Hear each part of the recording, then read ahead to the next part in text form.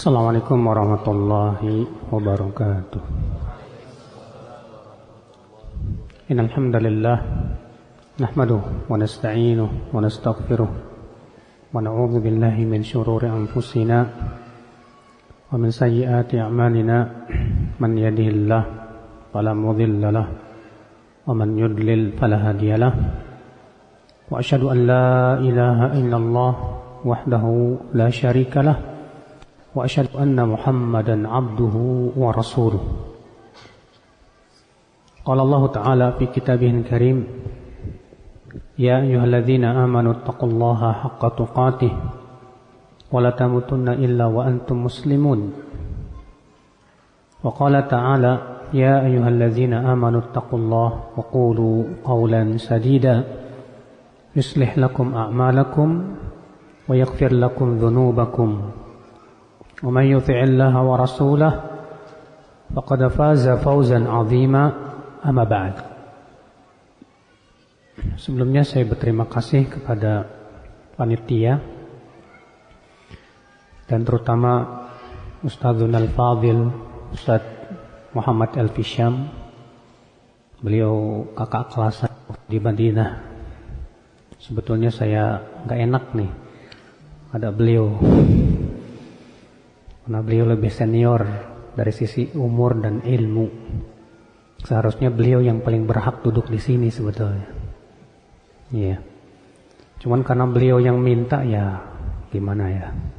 Gak enak juga nolak beliau. Baik. Tentunya saya akan menyampaikan ilmu sesuai dengan kemampuan saya. Dan saya berharap juga Ustadz Al-Fisham untuk mengingatkan saya bila ada kekurangan atau kesalahan dan yang lainnya. Demikian pula para asatidzah yang lainnya.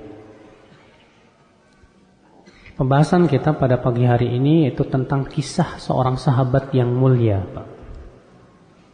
Kisah Ka'ab bin Malik.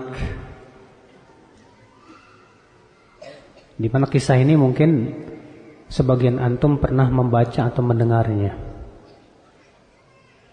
Namun di sana banyak sekali pelajaran-pelajaran yang ingin kita ambil. Kisah itu akhwal Islam, kisah yang cukup panjang. Di mana kisah itu dikeluarkan oleh Imam Bukhari dalam sahihnya dan Muslim di nomor 2789. Dari Abdullah bin Ka'ab bin Malik, ia berkata, aku mendengar Ka'ab bin Malik bercerita tentang kisahnya di mana beliau tidak ikut sebuah perang, terlambat dari perang. Itu perang Tabuk namanya. Kata Ka'ab, lam atakhallaf an Rasulillah. Aku belum pernah terlambat sekalipun. Belum pernah aku terlambat sekalipun dari mengikuti perang bersama Rasulullah sallallahu alaihi wasallam.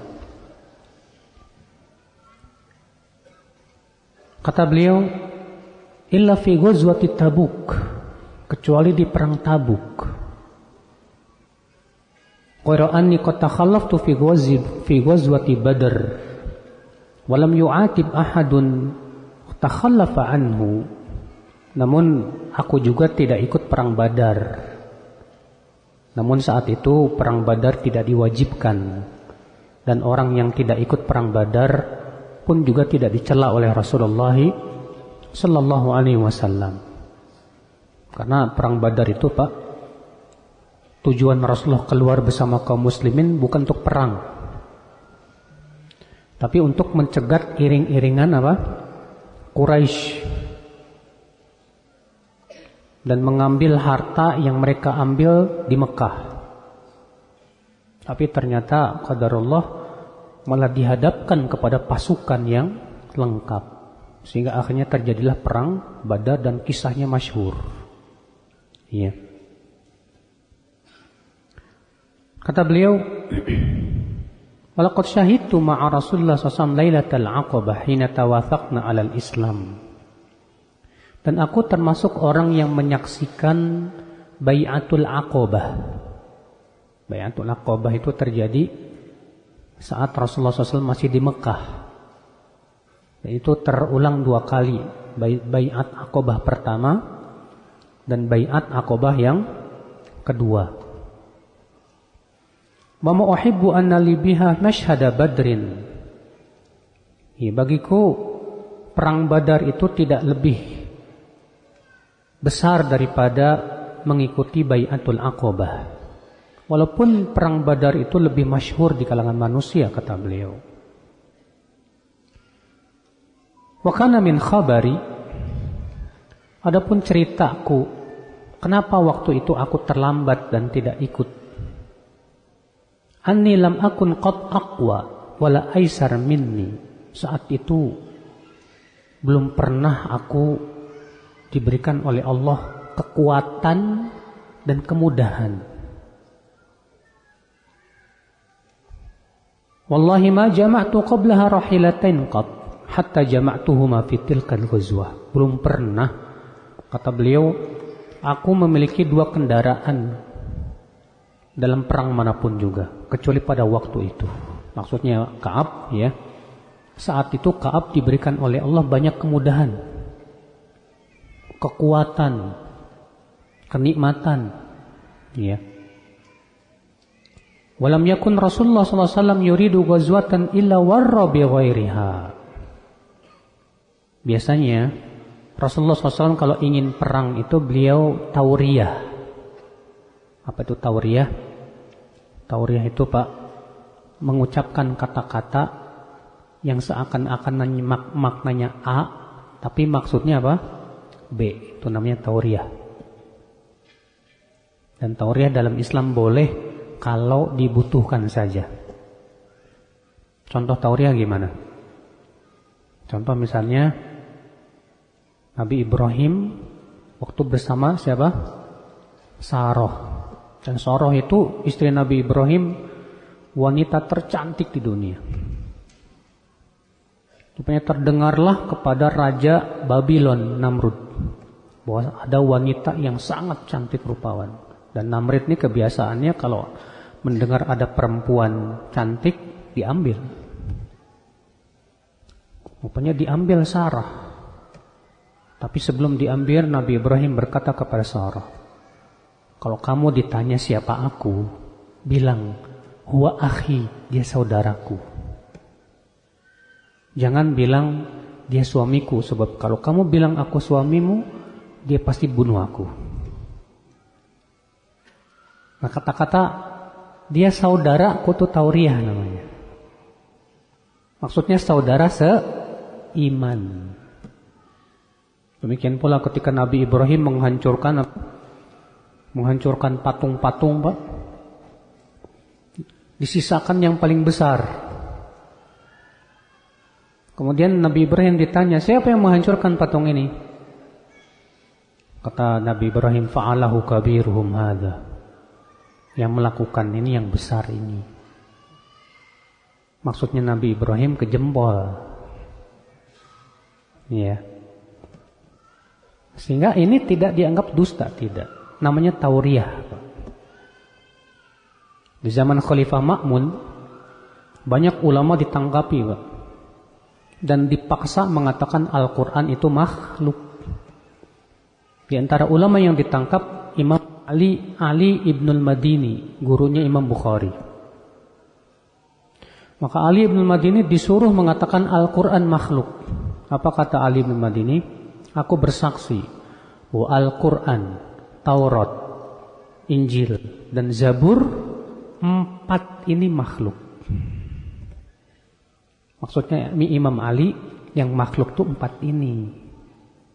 Paham tidak? 4 ini makhluk. Gara-gara itu Imam Ali selamat, Pak. Dilepaskan sama Khalifah Ma'mun. Ini namanya tauriyah, Pak. Ya. Namanya tauriyah. Dulu waktu saya masih pesantren, murid-murid suka bikin tauriyah, Mas. Izin Pak, mau ke Solo Tigo. Kenapa? Mau beli obat perut, mah. Oh ya nggak apa-apa, padahal cuma mau makan doang. Tauriah namanya Pak. Tauriah boleh tidak? Kata para ulama boleh, tapi hanya dalam keadaan dibutuhkan saja. Adapun kalau tidak dibutuhkan, tidak boleh. Kita lanjutkan kisahnya. Dan ini menunjukkan ya, boleh seseorang mengkisahkan tentang perbuatan dosanya dulu. Kalau memang di situ ada maslahat dan faedah yang besar. Di mana Ka'ab bin Malik menceritakan tentang perbuatan dosanya beliau dulu. Karena beliau tidak ikut perang apa? Tabuk. Tapi untuk apa beliau ceritakan, saudaraku? Apakah untuk berbangga dengan dosa? Enggak. Enggak mungkin sahabat berbangga dengan apa? Dosa. Tapi untuk diambil faidah-faidah dan manfaatnya. Tapi ini pun jangan jadikan kebiasaan, Mas. Terkadang sebagian orang, Pak, diundang sana sini hanya untuk cerita tentang masa dulunya yang kelam. Akhirnya setiap diundang ke sini cerita lagi. Wah, ini merusak, Pak. Pertama merusak niatnya. Dia sudah mau hijrah. Yang kedua khawatirnya merusak taubatnya, Pak. Karena yang namanya taubat kan harus apa? Nadem, penyesalan. Dan yang namanya menyesal itu petandanya apa, Pak? Malu untuk menceritakan. Tapi di sini beliau ceritakan karena di sana ada maslahat yang lebih besar supaya dijadikan pelajaran ini. Iya. Kita lanjutkan saudaraku, ikhwatal Islam, azani Allah wa iyyakum. Faghazaha Rasulullah SAW fi harrin syadid. Maka beliau pun mengumumkan perang di saat panas yang luar biasa. Bayangkan, Pak. Bapak tahu nggak di kota Madinah kalau musim panas berapa derajat, Pak? Siapa yang pernah umroh di musim panas? Itu sampai 45 derajat, Pak. Bahkan terkadang 50 derajat. Saya waktu kuliah di Madinah pernah pakai sandal jepit mau beli ini makanan. Kemudian berdiri sebentar di atas aspal nungguin temen. Baru sebentar, pas mau ngelangkah udah nempel tuh. Saking panasnya itu.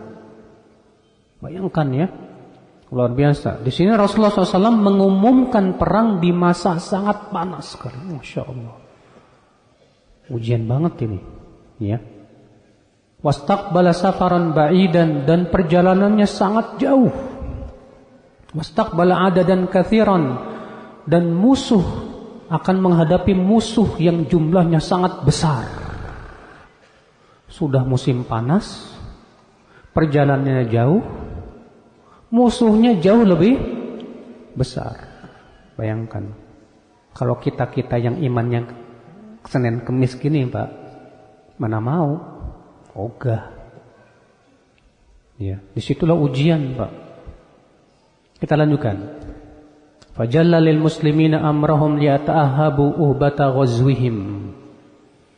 Maka Rasulullah pun kemudian menjelaskan kepada kaum muslimin, ya, supaya kaum muslimin siap-siap dan mengabarkan kemana mereka akan pergi. Karena biasanya Rasulullah tidak pernah mengabarkan sebelumnya kemana akan pergi, tapi biasanya Rasulullah tauriyah supaya tidak diketahui oleh mata-mata musuh. Sebab terkadang mata-mata, ya, terkadang mencari berita pura-pura jadi Islam, munafik gitu kan, padahal dia spion, mata-mata untuk musuh. Makanya biasanya Rasulullah SAW tidak langsung mengumumkan. Tapi untuk perang Tabuk, Rasulullah langsung mengumumkan waktu itu, ya, kemana mereka akan berperang. Wal muslimun ma'a Rasulullah SAW kathir, la yajma'um kitabun hafidh. Dan saat itu kaum muslimin yang ikut perang pun banyak, tidak mungkin tercatat dalam sebuah buku. Berkata faqalla rajulun yuridu an yataghayyab illa dhanna anna dhalika sayakhfa bih ma lam yanzil fihi wahyun minallah.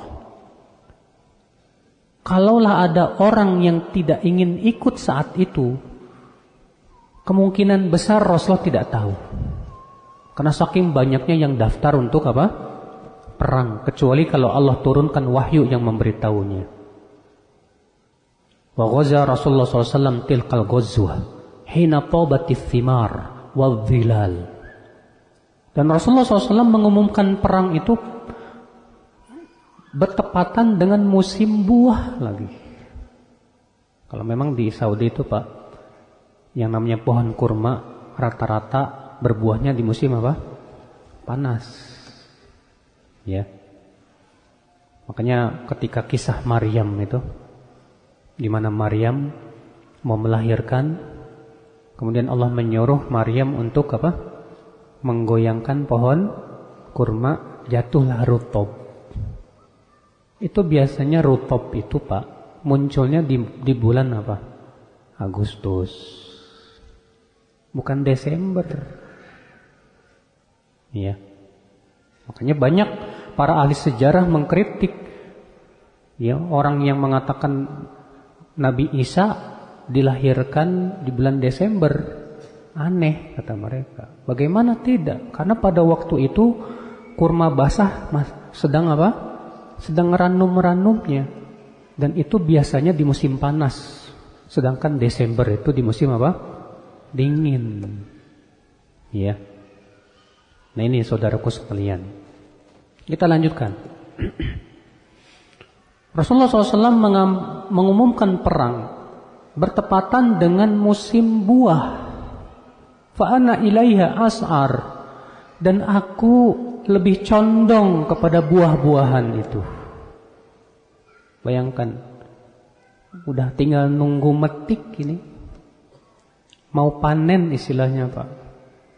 Tiba-tiba Rasulullah mengumumkan apa? Perang. Sudah begitu musuhnya banyak lagi. Sudah gitu jauh lagi. Ya Allah, ini ujian banget nih Pak. Kata beliau, Fatahajjahaza Rasulullah SAW wal muslimuna ma'ah. Maka Rasulullah pun bersiap-siap bersama kaum muslimin.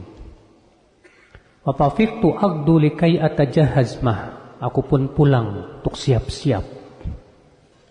Fa arji wa lam aqdi syai'an. Ketika sampai rumah, aku tidak melakukan apa-apa. Ya.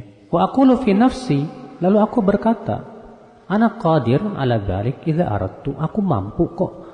Langsung siap-siap ngambil, langsung pergi, gampang. Ya. Falam yazal yatamada bi. Dan terus saja aku mengundur-ngundur waktu. Gampang, nanti langsung pergi kok. Gampang. Hatta istamarra bin nasil jiddu. Sampai akhirnya Rasulullah dan para pasukannya berangkat. Nah ini penyakit nih Pak. Penyakit suka menunda-nunda Pak. Terkadang kita ini suka ngegampangin, gampang. Ada waktu di waktu pagi, gampang nanti sore ajalah. Ada waktu di sore hari, gampang nanti malam ajalah. Allah ya akhi. Penyakit ini tidak layak dimiliki oleh kita sebagai seorang muslim. Makanya Abdullah bin Umar menasihati, "Idza asbahta fala tantadiril masa." Kalau kamu berada di waktu pagi, jangan menunda-nunda sampai waktu sore. Wa idza amsaita, kalau kamu berada di waktu sore, jangan menunda-nunda sampai waktu apa? Pagi. Gunakan kesempatan yang ada, kata beliau. Nah lihat, ini rupanya Pak, sebab utama kenapa Ka'ab bin Malik sampai ketinggalan. Gara-garanya ini, Ka'ab berkata, gampang saya bisa kok. Gampang, menggampangkan ini Pak. Sampai akhirnya Rasulullah dan kaum muslimin pun pergilah bersama pasukannya. Walam aqdi min jihadi syai'an. Ketika Rasulullah SAW dan pasukannya telah berangkat, aku juga belum siap-siap juga. Iya. Fa'aqulu fi nafsi, dan aku pun selalu berkata seperti itu, gampang. Ya. Hatta asra'u wa tafaraqal ghazwu fahamamtu an artahil fa udrikahum faya laitani fa'altu. Ketika aku telah bersiap-siap lalu aku pergi, ternyata sudah pergi jauh. Aku berusaha kejar, enggak terkejar. Ya.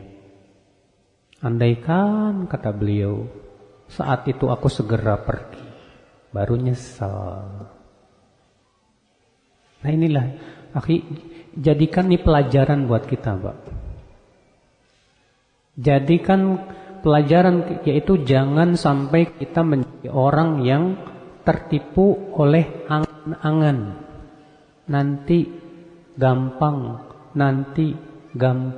Makanya kata Al-Hasan Al-Basri apa? Iyyak wat taswif. Jauhi oleh kamu taswif. Apa itu taswif? Taswif itu artinya menunda-nunda waktu. Nanti gampang. Nah, jangan. Sekarang ada waktu baca sekarang. Karena belum tentu nanti sore umur kita masih ada, saudaraku. Pagi ini kita ada kemampuan untuk membaca Quran, baca. Jangan berkata nanti saya akan membaca. Jangan. Ya, nah, ini pelajaran penting sekali untuk kita Ya, ambil gitu. Seorang penuntut ilmu jangan sampai punya penyakit ini, Pak. Penuntut ilmu ada waktu, gunakan. Jangan terkena penyakit tadi, taswif, menunda, dan menggampangkan. Jangan. Ya. Kita lanjutkan. Fatafiktu idza kharajtu fin nas ba'da khuruji Rasulullah sallallahu alaihi wasallam yuhzinuni. Anni la ara li uswa illa rajulan maghmusan alaihi fin nifaq. Aw rajulan mimman 'adara Allah taala min ad-du'afa. Maka aku setiap kali keluar rumah pergi ke kota Madinah, aku jadi sedih. Karena di kota Madinah ternyata cuma tersisa 2 orang. Yang pertama orang munafik yang jelas kemunafikannya.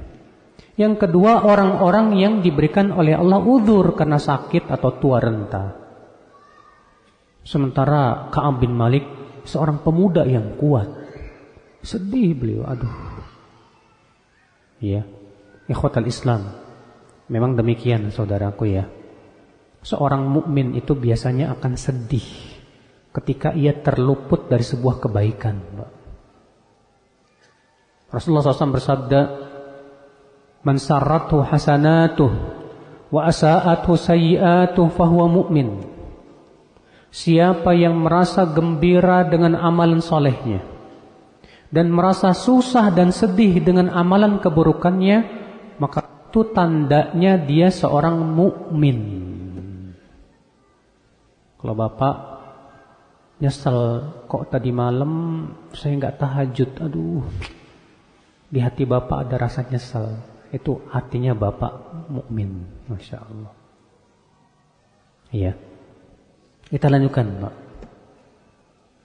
Walam yadhkurni Rasulullah SAW hatta balagot Tabuk. Dan saat itu Rasulullah tidak ingat Ka'ab bin Malik. Sampai ketika telah sampai Tabuk, baru Rasulullah ingat. Siapa? Ka'ab bin Malik. Faqala wa huwa jalisun fil qaum bi Tabuk. Kemudian Rasulullah bersabda, ya, ma fa'ala Ka'ab bin Malik? Di mana Ka'ab bin Malik? Kok enggak kelihatan? Maka ada seorang laki-laki dari Banu Salimah berkata, "Ya Rasulullah, habasahu burdah wan nadhar fi affaih." Ya Rasulullah, dia tertahan oleh 2 mantelnya itu, ya Rasulullah. Sibuk dia memperhatikan pakaiannya yang bagus itu, ya Rasulullah. Artinya orang ini mencela. Itu kan Rasulullah nanya, di mana Ka'ab bin Malik? Kata orang ini apa? Disibukkan tuh sama dunia itu. Ya, ini menunjukkan kata para ulama, boleh mencela seseorang yang kita tahu dia melakukan perbuatan yang melanggar syariat. Ya, kalau memang jelas-jelas ia jatuh kepada apa? Pelanggaran. Ya. Faqala Mu'adz bin Jabal, berkata Mu'adz bin Jabal, bi'sa ma qulta, jelek sekali perkataan kamu itu. Wallahi ya Rasulullah ma alimna alaihi illa khaira. Demi Allah ya Rasulullah, aku tidak mengetahui tentang Ka'ab bin Malik kecuali kebaikan. Ini menunjukkan, Pak, kalau kita sedang duduk sama teman, terus ada teman kita jelek-jelekin teman yang lain, maka saat itu hendaknya kita bela. Kita katakan, jelek sekali ucapan kamu itu. Aku tidak mengetahui tentang dia kecuali kebaikan kok. Dan ini keutamaannya besar ya akhi. Rasulullah SAW sabda apa? Man radda an irdi akhi. Siapa yang membela kehormatan saudaranya, raddallahu an irdi yaumal qiyamah. Maka nanti pada hari kiamat Allah akan bela ia dari api neraka. Antum terkadang baca di Facebook, teman antum atau ustadz antum sedang dijelek-jelekan, antum diem aja nggak mau bela. Padahal kalau antum bela, pahalanya besar di sisi Allah, Pak. Allah akan bela antum dari api neraka. Cuma masalahnya terkadang kitanya juga nggak siap dibully. Ya, ketika kita baca di Facebook, teman kita atau ustadz kita sedang dijelek-jelekin gitu kan, lalu kita bela, kita juga bakalan dibully juga. Ya, padahal kalau kita bela, pahalanya besar, yaitu Allah akan bela kita nanti pada hari kiamat dari api neraka. Antum mau nggak dibela sama Allah dari api neraka ya akhi? Ya, kita lanjutkan. Fasakata Rasulullah SAW, maka Rasul pun diamlah.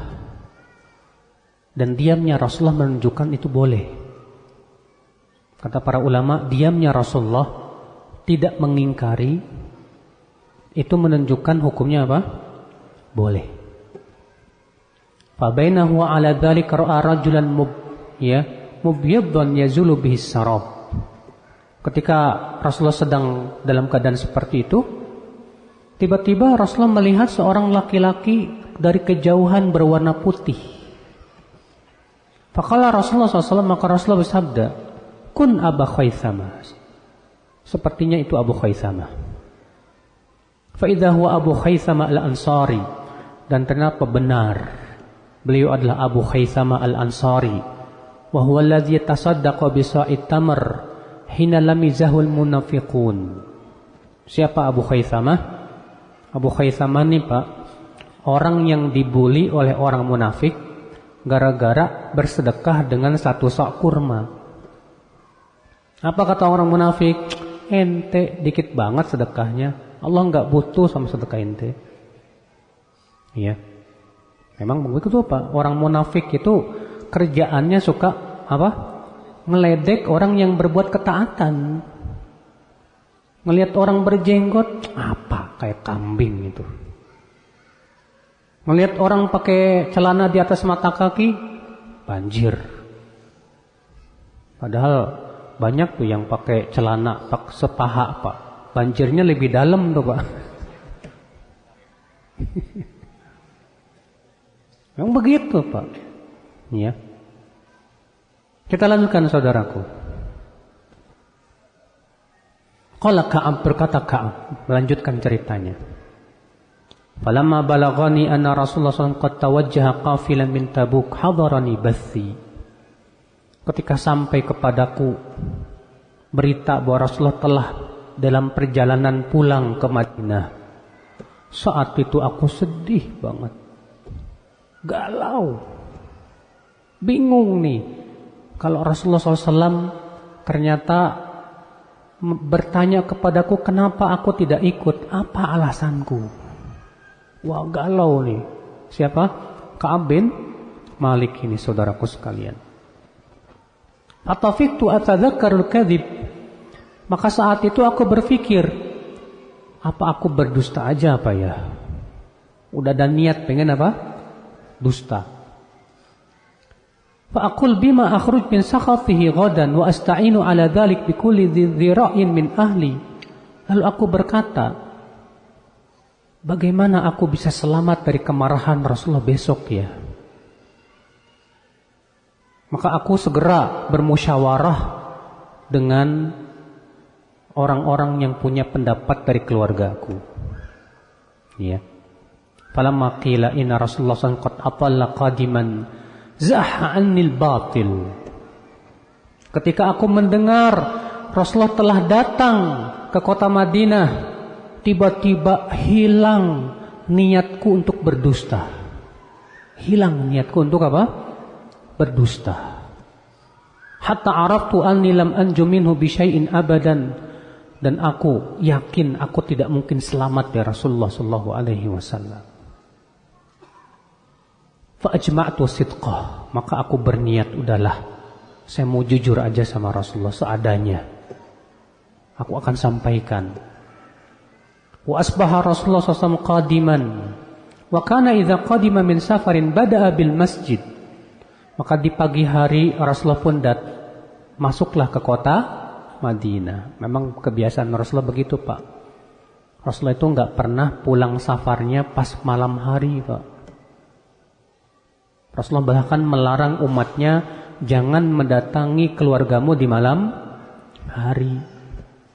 Kebiasaan Rasulullah ditunggu dulu sampai besok pagi baru datang. Supaya apa? Dalam hadis disebutkan supaya istri-istrinya bersiap-siap menyambut, ya, menyisir, wewangian dan yang lainnya. Kalau zaman sekarang gimana, Ustadz? Kan ada telepon. Boleh enggak saya telepon, Mah? Insya Allah saya sampai rumah jam 12 malam. Tolong siap-siap ya. Kita katakan yang lebih sesuai dengan sunnah, mendingan besoknya aja, Pak. Kasihan itu istri lagi enak-enak tidur, tiba-tiba tok tok tok tok tok. Ya, Assalamualaikum, kasihan, Pak. Ya, itu sunnahnya begitu, Pak. Dan Rasulullah kebiasaannya, kata beliau, kalau pulang dari safar, pertama kali beliau datangi masjid dulu. Nah, ini sunnah yang banyak ditinggalkan sama kita nih. Sunnahnya orang yang musafir, kalau antum pergi jauh ya, pergi jauhnya kemana aja safar? Ke Mekah ke Jakarta kemana gitu. Pas pulang, maka sunnahnya ke masjid dulu. Sholat 2 rakaat di mana? Di masjid, Pak. Itu sunnah, tapi tidak wajib ya.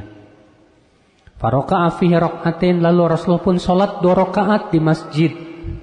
Hatta jalasa linnas, lalu Rasulullah pun duduklah menunggu orang-orang datang. Falamma fa'ala dzalik ja'ahul mukhallafun ya'tadziruna ilaihi. Ketika Rasulullah telah duduk, datanglah orang-orang yang tidak ikut perang untuk memberikan alasannya kenapa mereka enggak ikut apa? Perang. Wa yahlifuna lahu, dan mereka bersumpah, demi Allah saya enggak ikut perang karena ini dan itu. Wa kanu bid'an wa thamanina rajulan, dan jumlahnya saat itu ada 80 lebih laki-laki yang tidak ikut perang. Faqabila minhum alaniyatahum, Rasulullah pun menerima alasan mereka yang sifatnya lahiriah. Karena ini menunjukkan, Pak, kewajiban kita menerima sesuai dengan lahiriahnya. Adapun yang tidak dia perlihatkan kepada kita, serahkan kepada siapa? Kepada Allah. Kalau dia memperlihatkan bahwa dia gini, ya udah terima aja. Gak perlu kita cari-cari batinnya kenapa. Jangan. Tidak boleh seperti itu. Buktinya di sini Rasulullah. Ya. Orang-orang yang berjumlah 80 orang itu datang ke Rasulullah lalu memberikan alasan-alasannya. Maka Rasulullah menerima. Ya, secara lahiriahnya. Wastaghfara lahum, dan Rasulullah memohonkan ampunan untuk mereka. Wa wakkala sarairahum ilallah, dan Rasulullah menyerahkan apa yang ada di batin mereka kepada Allah. Masalah dia dusta atau enggak itu bukan urusan kita. Yang penting dia mengabarkan kepada kita selama belum tampak kepada dia kefasikannya. Kalau ada antum punya teman dan antum tahu teman antum itu orangnya soleh, maka antum tidak boleh suudzon dulu sama dia tanpa ada bukti. Maka kewajiban kita, saudaraku, terima lahiriahnya, selesai. Kecuali kalau orang itu kita tahu orangnya fasik, kita tahu orangnya suka dusta, suka ngibul. Kalau kita tahu orangnya suka dusta, fasik, suka berbuat dosa, boleh nggak suudzon sama orang kayak gitu? Kata para ulama, boleh. Boleh hukumnya suudzon kepada pelaku dosa, orang fasik dan orang yang suka berdusta. Kita lanjutkan, Pak. Falamma sallamtu tabassama tabassumal mughdab. Ketika giliran aku pun mengucapkan salam, assalamualaikum.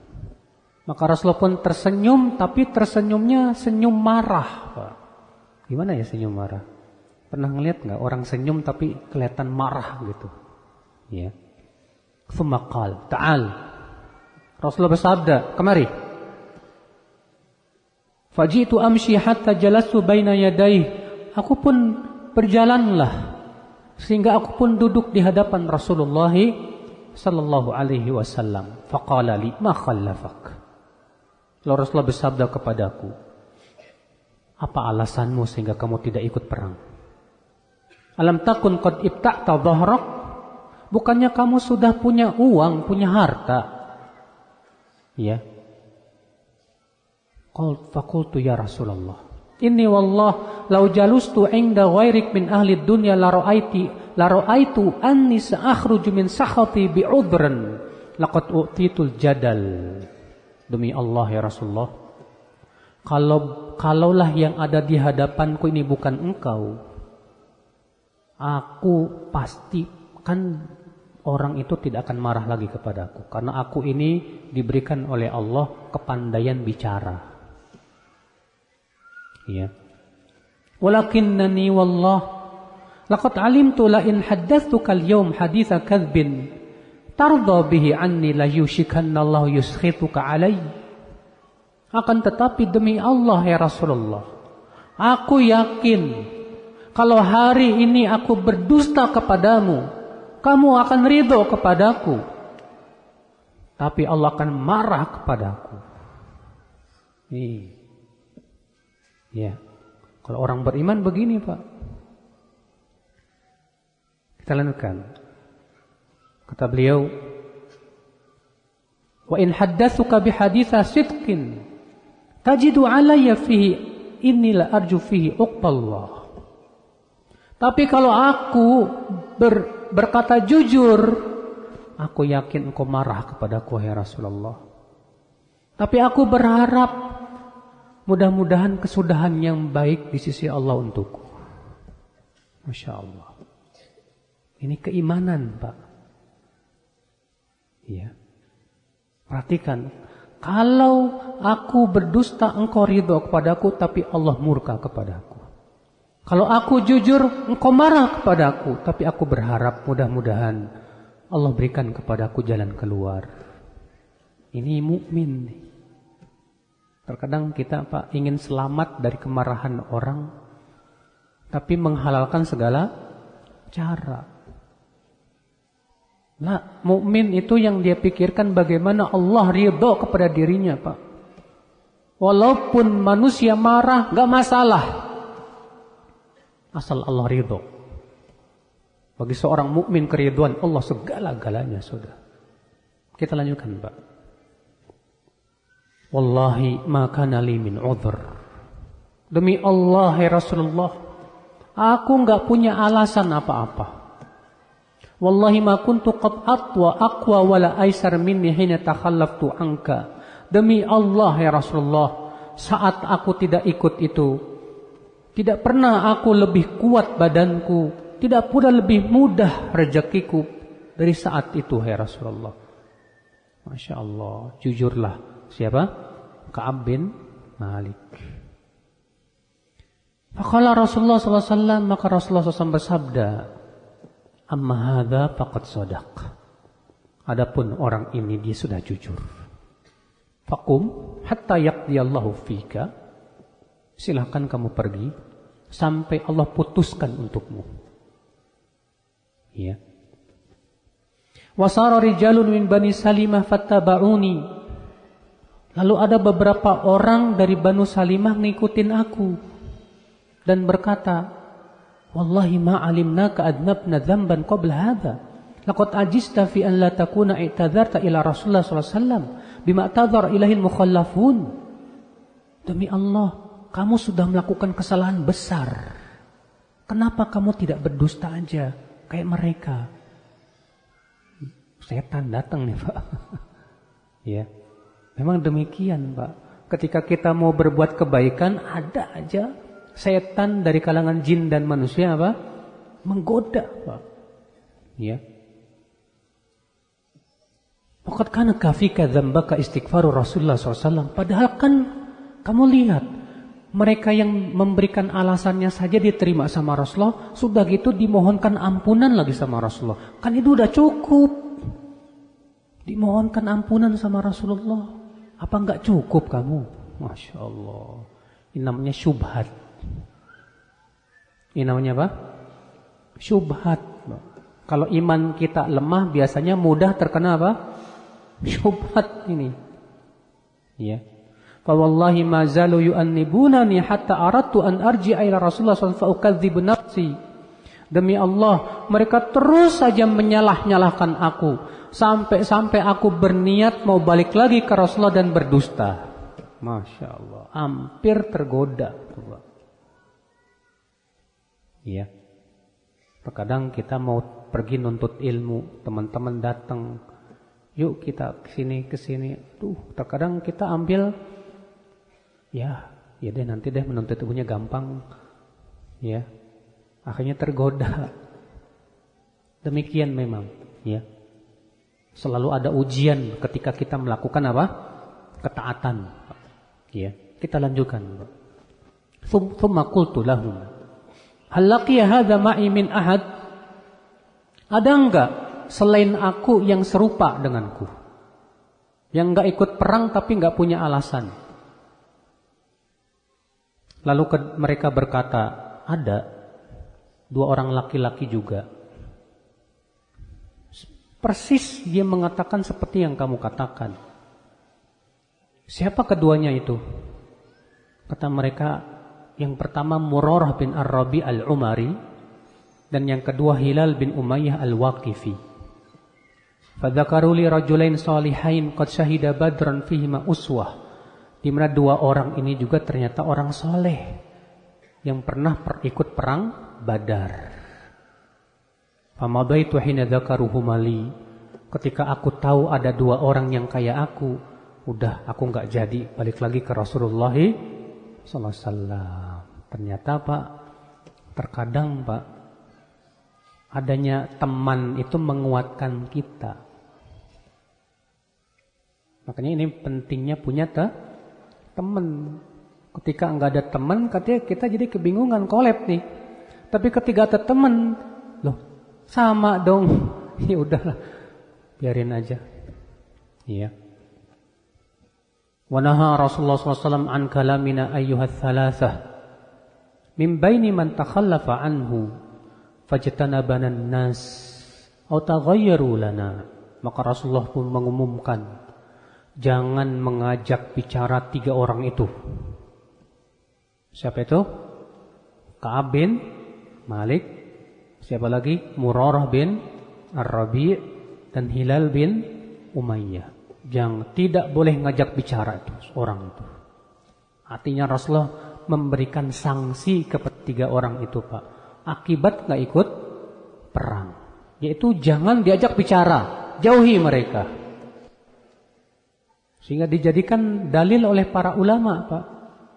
Ini menunjukkan boleh memberikan sanksi kepada pelanggar syariat dengan cara kita tidak mau ngajak bicara dia, nggak mau.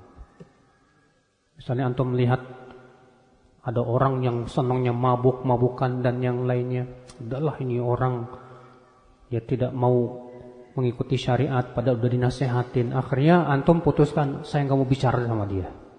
Boleh, kata para ulama. Kalau memang ya tujuannya apa?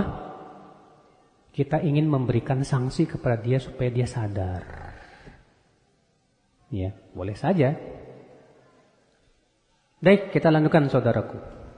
Hatta tanakkarat li fi nafsil ardu, fama hiya bil ardi allati a'rif.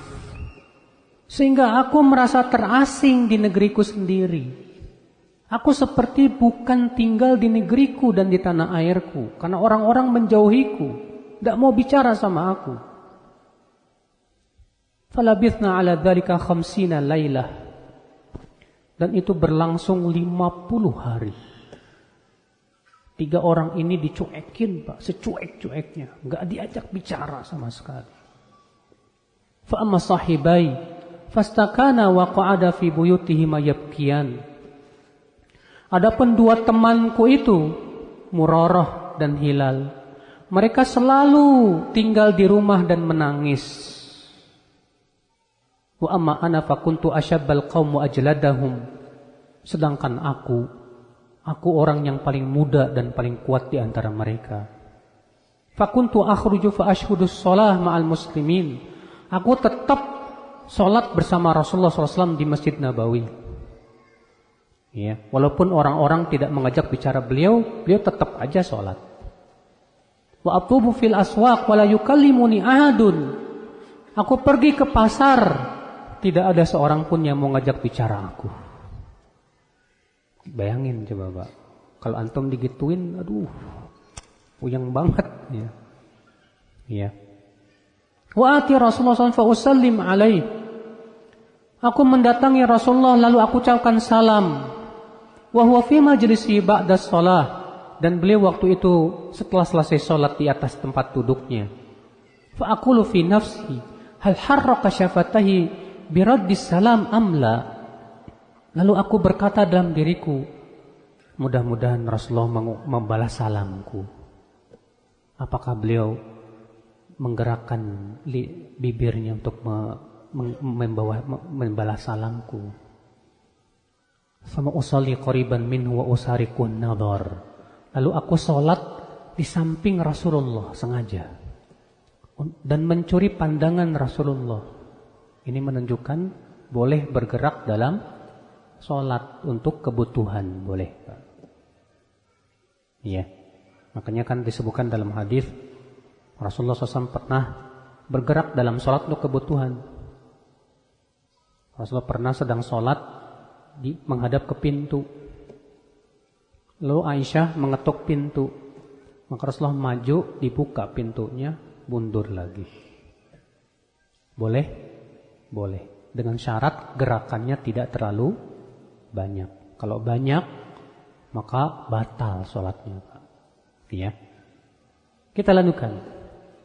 Fa idza aqbaltu ala sholati nadhara ilai.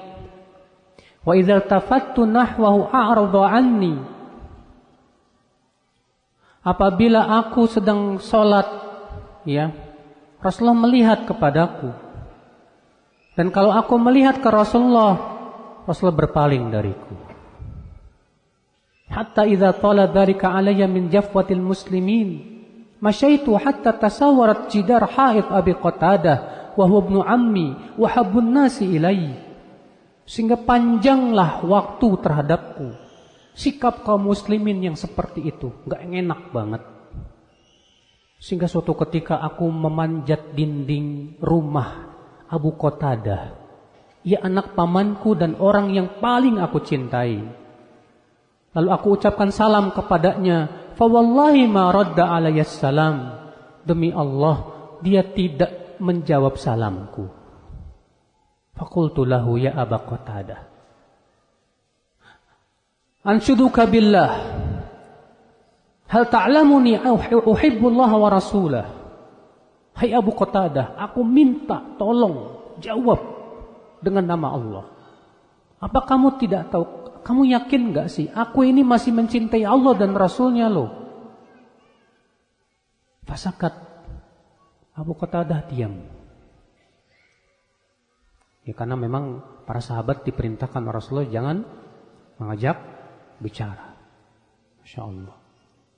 Fa'udtu fanashadtu fasakat. Aku ulangi lagi. Aku minta dengan nama Allah. Diam juga. Fa'udtu fanashadtu. Lalu aku ulangi lagi. Maka Abu Qatadah hanya berkata, Allah wa rasuluhu a'lam. Ya. Allah dan Rasulnya yang lebih tahu. Fafadat ainai. Maka aku pun menangis, berlinang air mataku. Watawallaitu, aku pun pergilah. Fabaina ana amshi fi suqil Madinah. Ketika aku sedang berjalan sendirian di pasar kota Madinah dan tidak ada orang yang mau menegurku, gak ada orang yang mau mencakapi aku. Idza nabatiyun min nabati ahli Syam mimman qadima bit ta'am yabi'u bil Madinah yaqul man yadullu ala Ka'ab bin Malik. Ternyata ada seorang penduduk Syam yang biasa jualan di kota Madinah, bawa makanan untuk dijual, bertanya, siapa yang bisa menunjukkan kepadaku Ka'ab bin Malik, yang mana orangnya?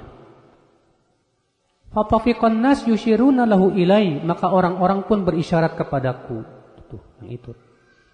Iya. Fadafa ilayya kitaban min Maliki Ghassan. Rupanya Pak Ka'ab bin Malik dikasih surat sama Raja Ghassan. Raja ini, tapi raja yang memusuhi kaum muslimin. Wa kuntu katiban, dan aku bisa baca, karena kebanyakan sahabat ummi, tidak bisa apa? Baca tulis. Faqara'tuhu, lalu aku baca surat itu. Fa idza fihi amma ba'd, fa innahu qad balaghana anna sahibaka qad jafak, wa lam yaj'alka Allah bidari hawanin wa la mudayyi'ah. Falhaq bina nuwasik. Amma ba'd, telah sampai kepada kami bahwa nabimu telah bersikap tidak baik kepadamu, dan Allah tidak menjadikan kamu di negeri di mana kamu dihinakan di sana dan disia-siakan. Silahkan kamu bergabung dengan kami, kami akan tolong kamu. Wah, di saat kayak gitu cobaannya berat banget ini Pak. Dapat surat dari siapa? Raja Ghassan supaya bergabung dengannya. Iya.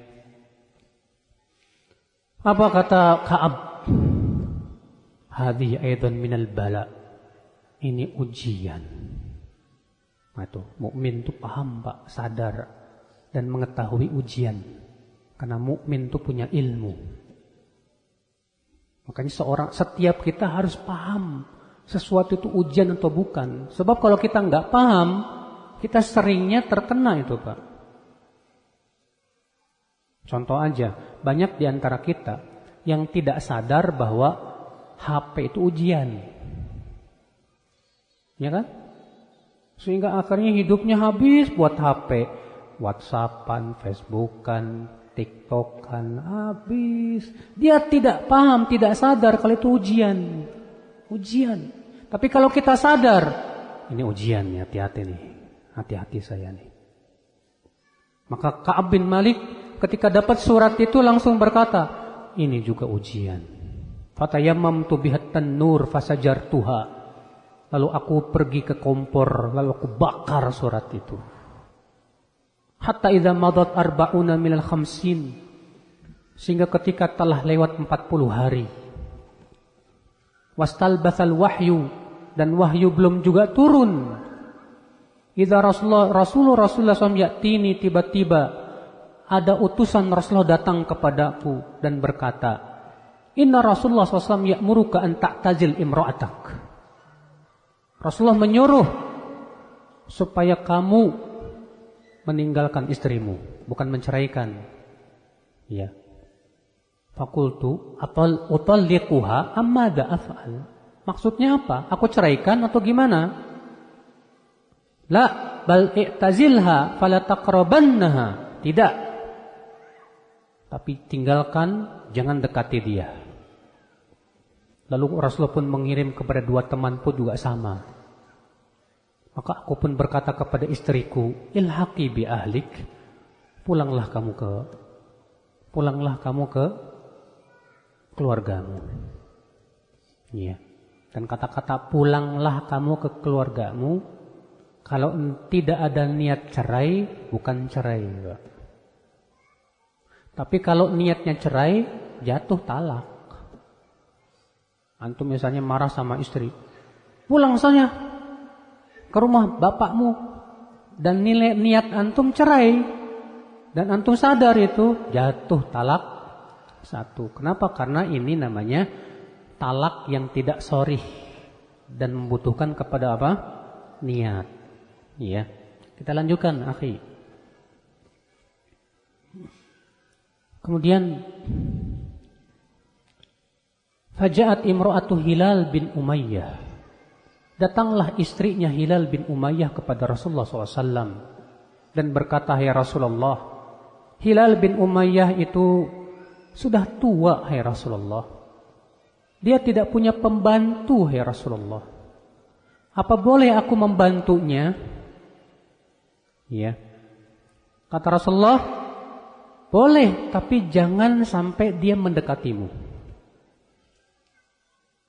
Faqalat innahu wallahi ma bihi min haraka ila syai' wa wallahi ma zala yabki mundhu kana min amrihi ma kana ila yaumi hadha.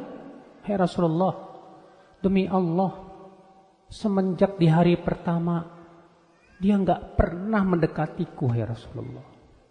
Dia selalu nangis terus, hai Rasulullah. Iya. Faqala li ba'du ahli law ista'dzanta Rasulullah fi imra'atik. Lalu kemudian sebagian keluargaku ada yang berkata, kenapa kamu tidak minta izin juga supaya istrimu membantumu? Ya, Rasulullah aja ngizinin kok istrinya Hilal bin Umayyah. Masa kamu nggak bisa? Sana minta izin. Ada aja ya bisikan-bisikan jahat tuh, Pak. Ya. Faqultu la astadzinu fiha Rasulullah SAW. Tidak. Aku tidak mau minta izin. Iya. Wa ma yudrini madza yaqul Rasulullah idza sta'dzantu fiha wa ana rajulun syab. Bagaimana nanti jawaban Rasulullah? Rasulullah kan tahu aku masih muda. Kalau dia kan tua. Maka kemudian berlalulah 10 malam, Pak. Sehingga sempurnalah 50 hari. Tsumma shallaitu salatal fajr sabah khina laila ala dhahri baitin fi min buyutina. Lalu aku salat subuh di atap rumahku. Ya. Di hari yang ke-50 itu. Dan ini dijadikan dalil oleh jumhur ulama bahwa salat berjamaah di masjid itu tidak wajib. Ini pendapat jumhur. Buktinya katanya di sini Ka'ab bin Malik sholat di atap rumahnya dan nggak pergi ke masjid. Iya. Sehingga jumhur berpendapat dengan hadis ini berarti sholat berjamaah itu hukumnya sunnah muakkadah saja, tidak sampai kepada apa? Wajib. Sedangkan Imam Ahmad bin Hanbal pendapatnya apa? Sholat berjamaah wajib. Mereka menjawab hadis ini apa? Hadis ini tidak sharih menunjukkan tidak wajib. Kenapa? Karena rumahnya Ka'ab dengan masjid jauh dan tidak terdengar apa? Adzan. Sedangkan kalau tidak mendengar azan karena jauh, tidak ada kewajiban untuk pergi kemana? Ke masjid. Itu jawaban mereka yang mengatakan salat berjamaah hukumnya apa? Wajib bagi laki-laki, dan itu insya Allah pendapat yang paling kuat, Pak. Ya. Dan kita juga kok sebagai laki-laki nggak susah, Pak, salat berjamaah ke masjid. Apa sih susahnya? Cuma pergi ke masjid aja sih. Antum naik gunung kuat kok. Bahkan ada yang goes sampai ke mana? Solok, sono kuat. Masa ke masjid nggak kuat? Lari 10 km kuat. Masa ke masjid nggak kuat? Iya. Akhal Islam azani Allah. Kita lanjutkan. Fa baina ana jalisun 'alal halil lati dzakarallahu ta'ala minna. Ketika duduk dalam keadaan yang telah Allah ceritakan itu, qad daqat alayya nafsi wa daqat alayya ardu bima rahubat. Sempit diriku, dadaku sempit rasanya, dan terasa sempit bumi ini bagiku. Saat Ka'ab sudah mulai hilang kabaran, Pak, sudah merasa sedih sekali, sempit. Samitu sauta sarikhin awfa ala sila'in yaqulu bi'ala sauti ya Ka'ab bin Malik abshir. Tiba-tiba aku mendengar suara orang menjerit. Ya. Dia berkata dengan suaranya yang paling tinggi, hai Ka'ab bin Malik, bergembiralah kamu. Fakharartu sajidan. Ketika aku mendengar suara itu, aku langsung sujud syukur. Aku langsung apa? Sujud syukur. Ini menunjukkan, Pak, para sahabat itu sangat cinta kepada Ka'ab.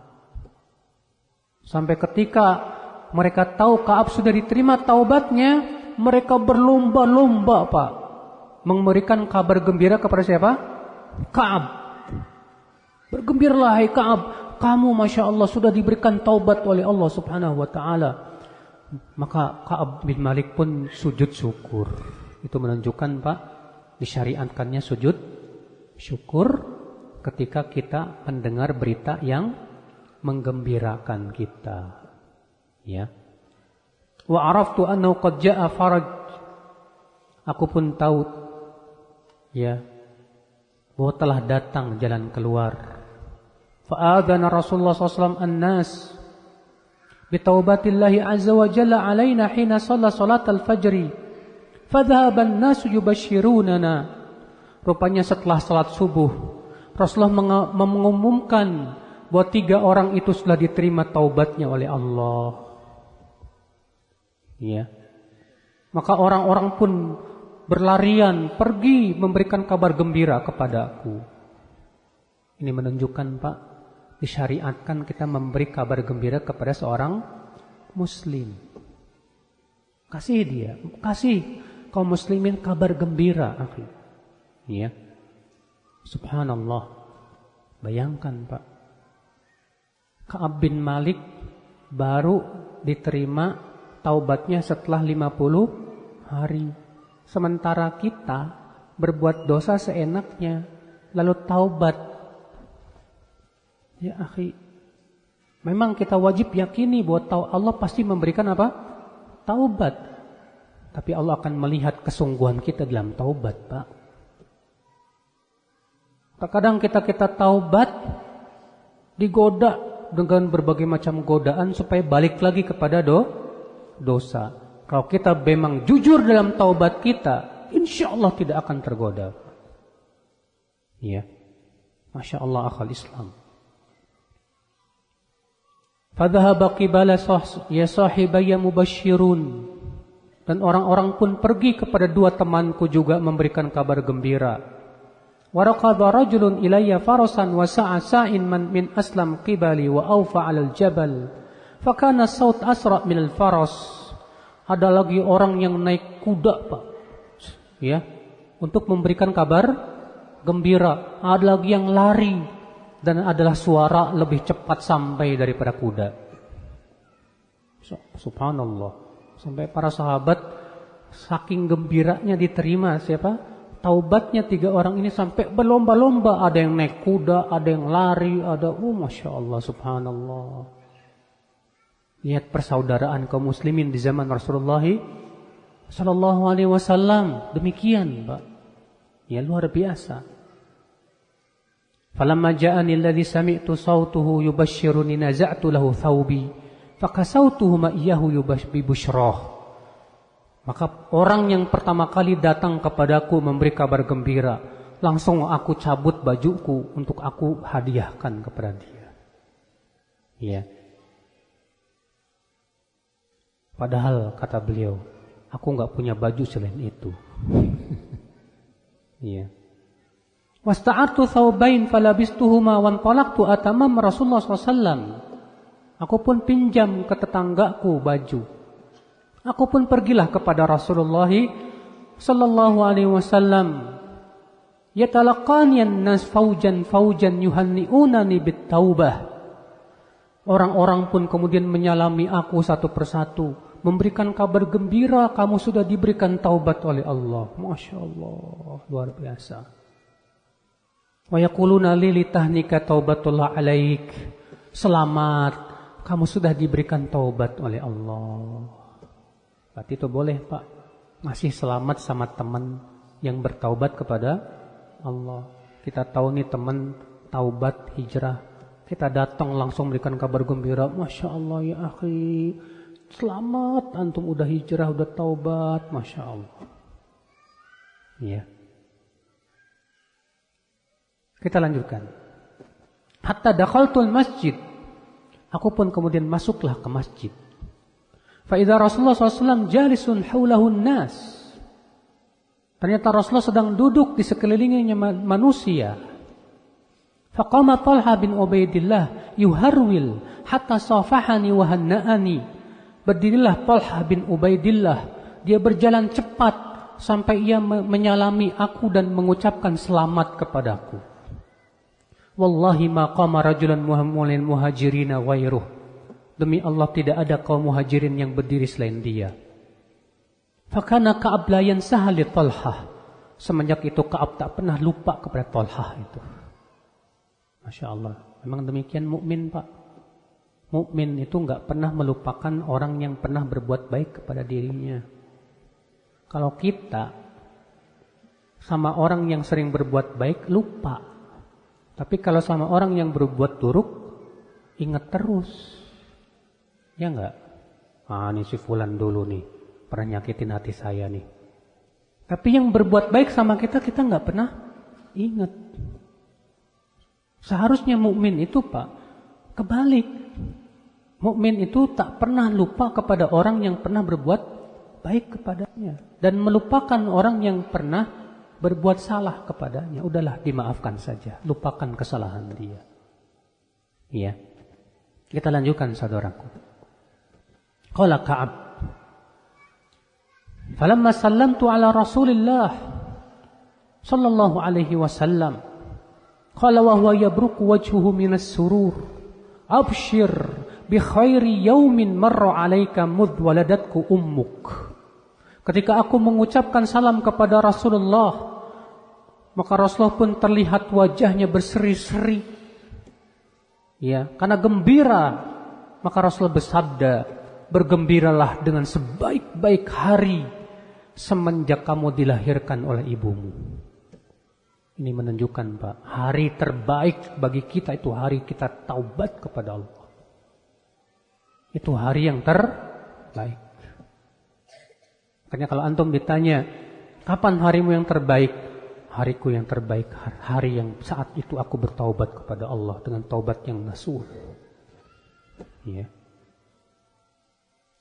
Fakultu, lalu aku bertanya kepada Rasulullah, amin indika ya Rasulullah, amin indillah.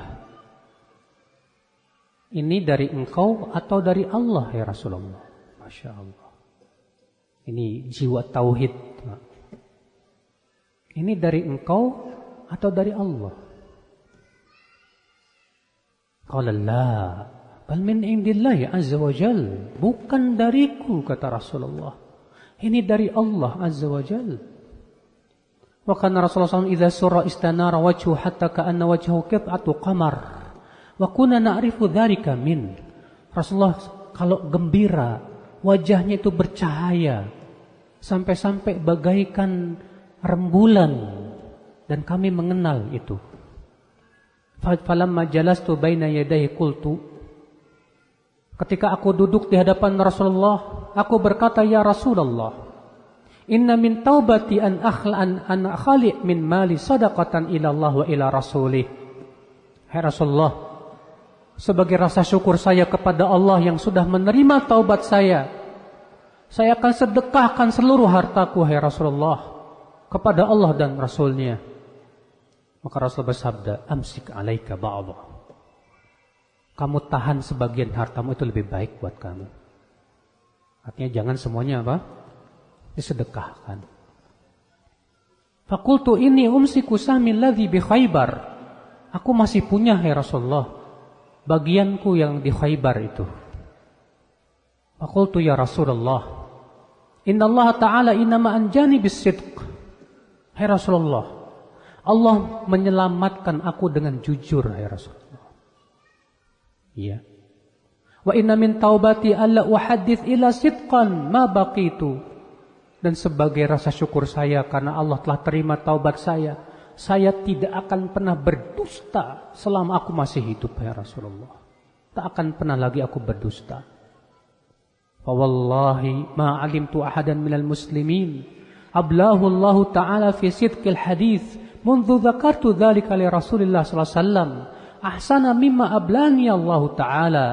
Demi Allah, aku tidak mengetahui ada seorang pun muslim yang Allah uji untuk berkata jujur seperti ujian yang Allah berikan kepadaku. Wallahi ma ta'ammadtu kadzbah منذ قلت ذلك لرسول الله صلى الله عليه وسلم. Demi Allah, semenjak itu aku tak pernah sengaja berdusta. Ya. Wa inni la arju an yahfadhani Allah Ta'ala fima baqi. Dan aku berharap, kata Ka'ab, Allah menjaga aku sampai meninggal untuk tidak berdusta. Itu harapan yang agung. Kita berharap Allah jaga kita sampai meninggal dunia untuk istiqomah. Sekarang kita bisa ngaji, sekarang kita bisa sholat, belum tentu loh kita istiqomah, Pak. Maka kita selalu berharap kepada Allah, mudah-mudahan Allah jaga kita. Ini menunjukkan, Pak, seorang mukmin tuh nggak boleh pede sama imannya, Pak. Insya Allah iman saya kuat kok. Insya Allah saya nggak bakalan dusta lagi. Tidak, justru Ka'ab mengatakan apa? Aku berharap mudah-mudahan Allah jaga aku dalam sisa-sisa hidupku.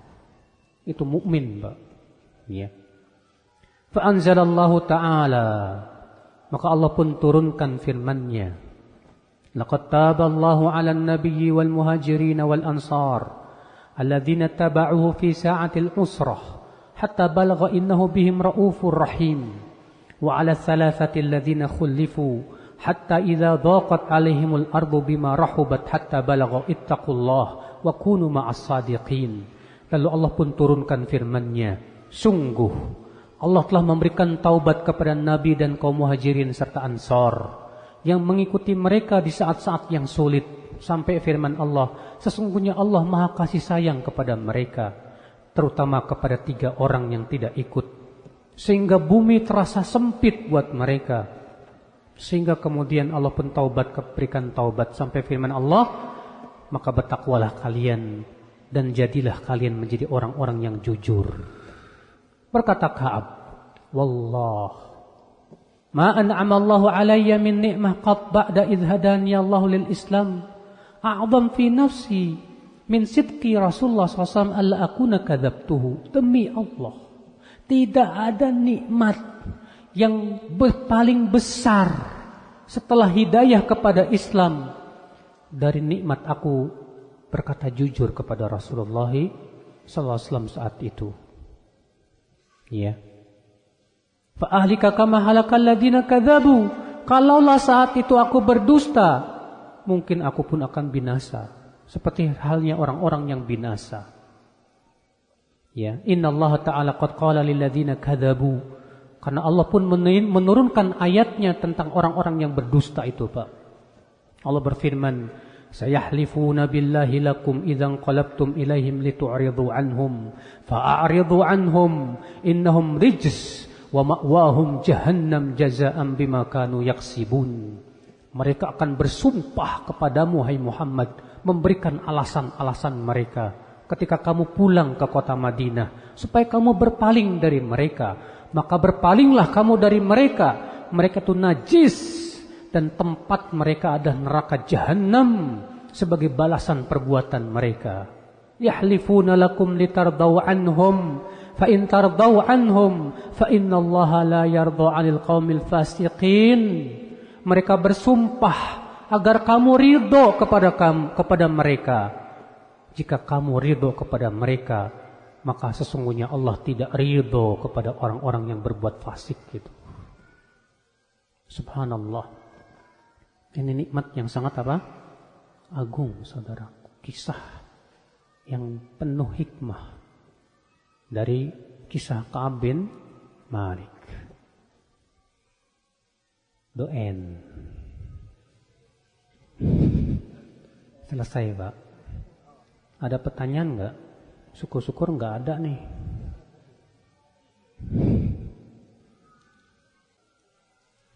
Bagaimana cara bertaubat dari dosa mencuri? Ketika kita ingin mengembalikan barang tersebut, tapi keberadaan orang pemilik barang dan nomor kontaknya enggak tahu, apa yang harus dilakukan? Yang saya tahu dari fatwa para ulama, disedekahkan atas namanya. Kalau memang sudah tidak mungkin untuk dikembalikan. Tapi kalau masih mungkin untuk mencari, carilah. Tapi kalau sudah tidak mungkin untuk dicari, maka sedekahkan atas namanya. Boleh enggak menegur anak yang masih kecil umur 13 tahun agar tidak bergaul dengan orang non-muslim karena dia tidak tahu mengetahui batasan-batasannya? Kalau kita khawatirkan dia terpengaruh, bagus. Apalagi anak umur 13 tahun, Pak, masih labil, Pak. Penting untuk anak yang umur seperti ini, carikan teman-teman yang soleh, yang akan membawa dia kepada surga Allah Azza wa Jalla. Ya. Apa kiat-kiat untuk tetap istiqomah dalam sunnah ini? Pertama, jangan tinggalkan majlis ta'lim. Jangan tinggalkan majlis ta'lim. Karena apa? Karena majlis ta'lim itu seperti charger, Pak. Antum kalau baterai HP antum mau habis, di charger. Nah, mencharger iman kita di mana? Di majlis ilmu. Karena, saudaraku, Rasulullah mengumpamakan ilmu itu seperti air hujan. Dan hati kita seperti apa? Tanah. Ya. Bayangkan kalau tanah tidak dihujani setahun lamanya. Kering, kerontang, mati. Jangan tinggalkan majlis taklim. Kalau bisa, antum sibukkan menuntut ilmu. Selama antum terus menuntut ilmu, mempelajari Al-Quran dan hadis, Allah jamin antum gak bakalan kafir. Baca sama antum firman Allah dalam surat Al-Baqarah, Ali Imran ayat 101. Apa kata Allah? Wa kaifa takfurun? Bagaimana kalian akan menjadi kafir? Wa antum tutla alaikum ayatullah. Sementara kalian terus dibacakan ayat-ayat Allah. Kata Ibnu Katsir apa ketika menafsirkan ayat ini, ai annal kufra ba'idun ankum, artinya kekafiran akan jauh dari kamu selama kamu terus mempelajari Al-Qur'an dan hadis. Makanya Pak, ya, cara yang paling kuat di zaman sekarang supaya istiqomah, jangan tinggalkan majelis apa? Taklim, majelis ilmu, Pak. Jangan tergoda dengan godaan-godaan yang lain, tetap. Karena kita sangat butuh kepada majelis ilmu melebihi kebutuhan kepada makan dan minum. Allah. Yang kedua, cari teman yang soleh. Karena teman yang tidak soleh itu bisa menjerumuskan antum ke dalam api neraka, Pak. Yang ketiga, banyak beramal saleh. Jaga amal, terutama amal-amal yang sunnah selain yang wajib. Insya Allah dengan cara 3 itu kita akan bisa istiqomah di atas sunnah, biiznillah.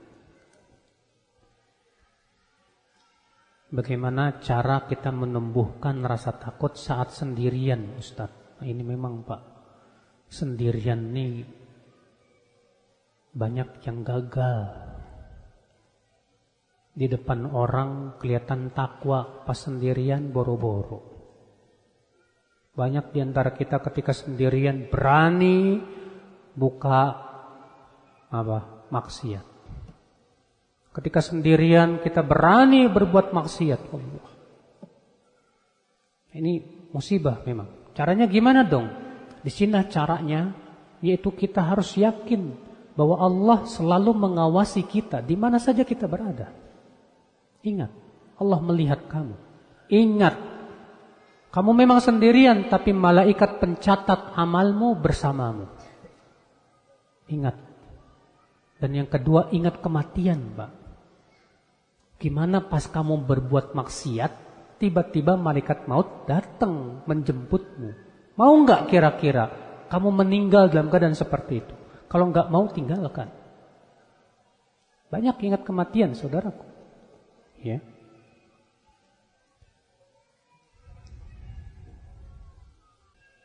Bagaimana hukum saya sebagai anak?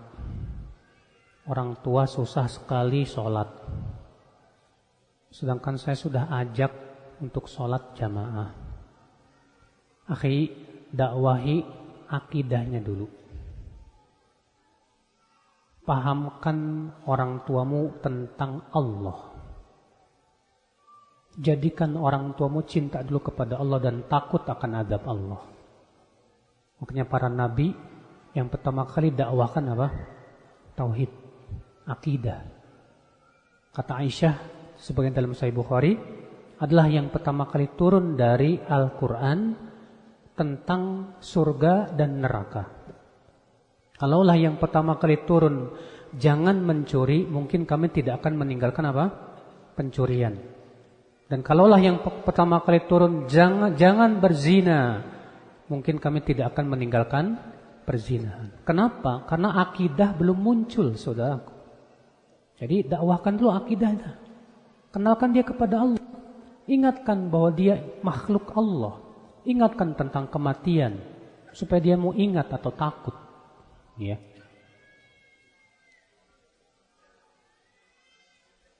Apa hukumnya jika tetangga susah sekali sambung silaturahim, nggak mau tegur sapa?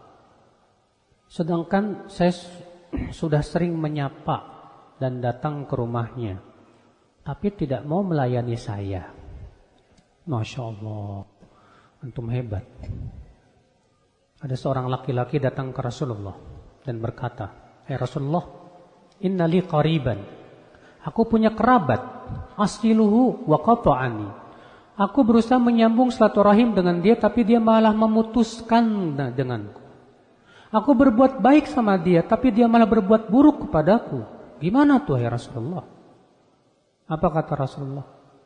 Fa in kana kama qulta, kalau memang ucapan kamu benar, faka'annaka tusifuhumul mal, maka seakan-akan kamu menaburkan debu panas ke wajahnya itu.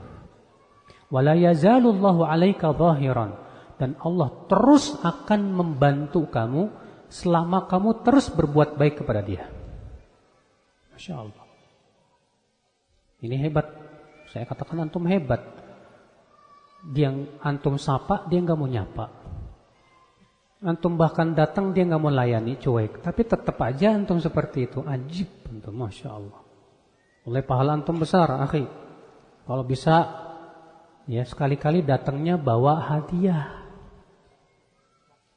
Bawa kue, bawa buah, bawa ini. Lama-lama malu juga itu. Ya. Bagaimana kiat-kiat memperbaiki hubungan kita dengan seseorang karena masih kesel sama dia?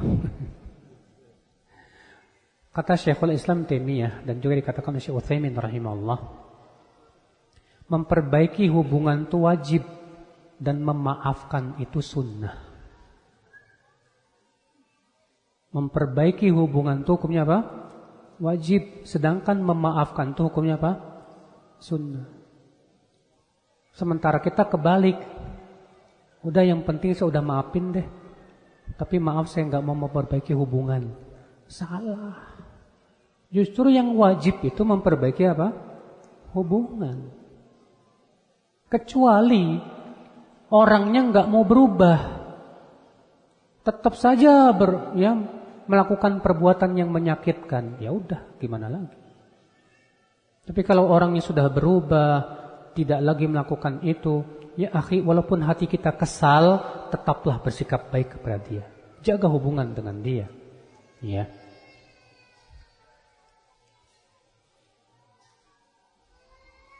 Bagaimana menjaga iman dikala lingkungan sedang hancur, Ustaz? Pacaran, zina, musik. Nah, ini pernah Rasulullah menasihatkan kepada seorang sahabat dalam Sunan Abu Daud dari hadis Abdullah bin Amr bin Al-As. Apa kata Rasulullah kepada Abdullah bin Amr bin Al-As? Kaifa bika ya Abdullah? Idza kunta fi huthalatin minan nas. Bagaimana sikapmu hai Abdullah kalau kamu berada di masyarakat yang sudah rusak? Persis dengan pertanyaan ini. Bagaimana sikapmu hai Abdullah kalau kamu berada di sebuah masyarakat yang sudah apa? Rusak. Apa kata Abdullah bin Amr? Apa yang kau perintahkan kepadaku hai Rasulullah? Kata Rasulullah apa? Yang pertama, ilzam baitak, sering-sering tinggal di rumah. Artinya jadikan rumah kita tempat yang paling aman dari fitnah. Dan jangan masukkan fitnah ke rumah kita. Yang kedua apa? Imlik alaika lisanak. Tahan lisanmu. Jangan mudah apa? Komentar, jangan mudah ngomong dan yang lainnya. Tahan lisan. Ternyata di zaman penuh fitnah, kita disuruh menahan apa? Lisan. Yang kedua apa kata Rasulullah?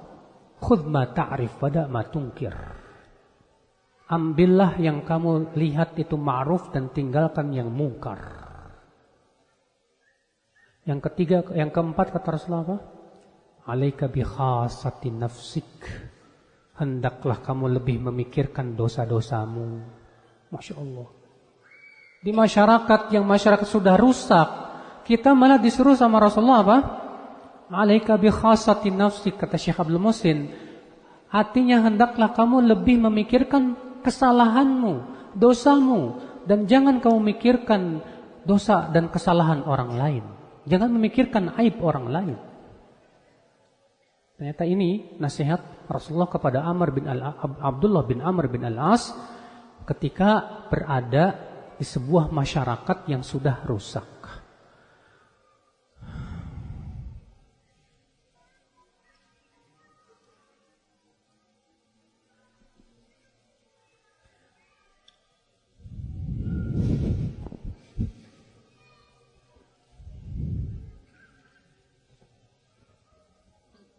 Bagaimana caranya membalas kebaikan orang tua sementara saya di pondok pesantren?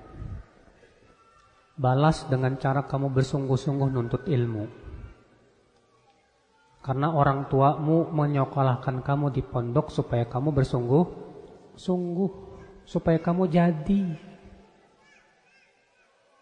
Maka itu saja sudah membuat orang tuamu senang.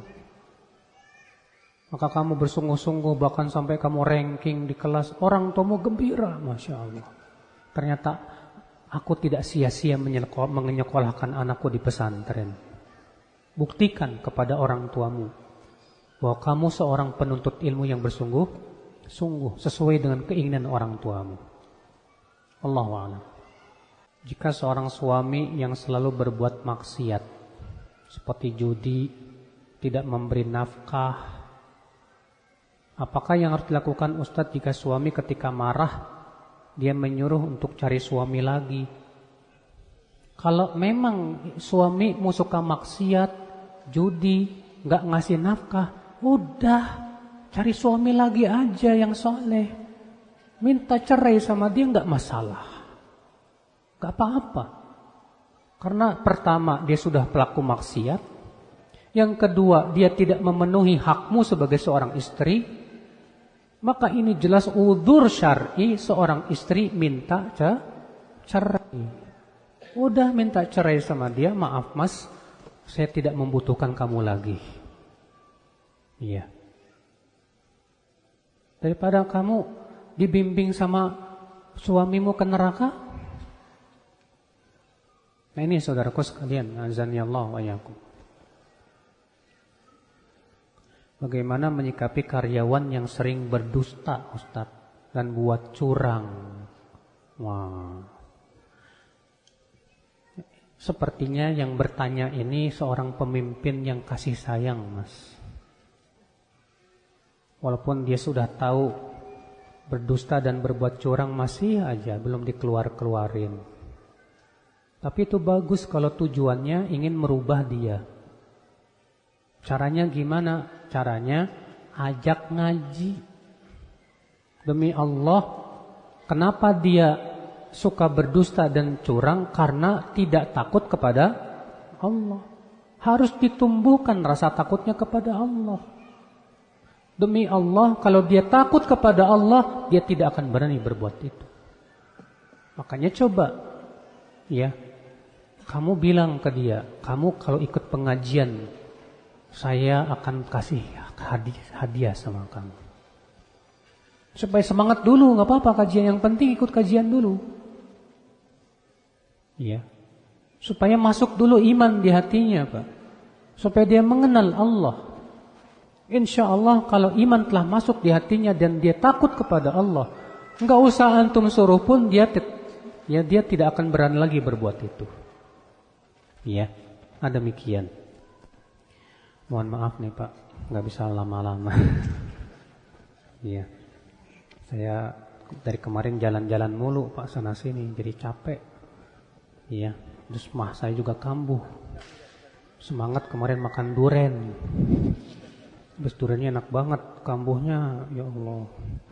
Jadinya saya tidak bisa lama-lama, mohon maaf ya sekali lagi. Insya Allah kalau ada sumur di ladang bolehlah kita menumpang mandi. Ketika sholat selalu memandang ke atas. Hah? Ke atas. Ruku ke atas. Oh, itu dilarang sama Rasulullah. Iya, Rasulullah pernah mengancam, Pak. Hendaklah kaum itu berhenti dari melihat ke atas dalam sholat atau Allah jadikan buta matanya, kata Rasulullah. Makanya kata Rasulullah, haram hukumnya. Ya, jadi Bapak nasihati aja. Kalau dia udah dinasihatin terus nggak mau juga, itu dosa dia, bukan dosa Bapak. Baik Pak? Masya Allah. Semangat terus Pak untuk memberi nasihat ya Pak ya. Istiqomah terus Pak. Salut ini sama Bapak, udah tua ini, Masya Allah. Sudah setua ini tapi mau duduk di majlis ta'lim, ajib ini. Luar biasa. Ya, barakallahu fiik Pak. Semoga Allah berikan kepada Bapak istiqomah. Allah jaga Bapak sampai meninggal Bapak, diberikan husnul khatimah. Amin ya rabbal alamin. Ya. Demikian wabillahi taufik. Assalamualaikum warahmatullahi wabarakatuh.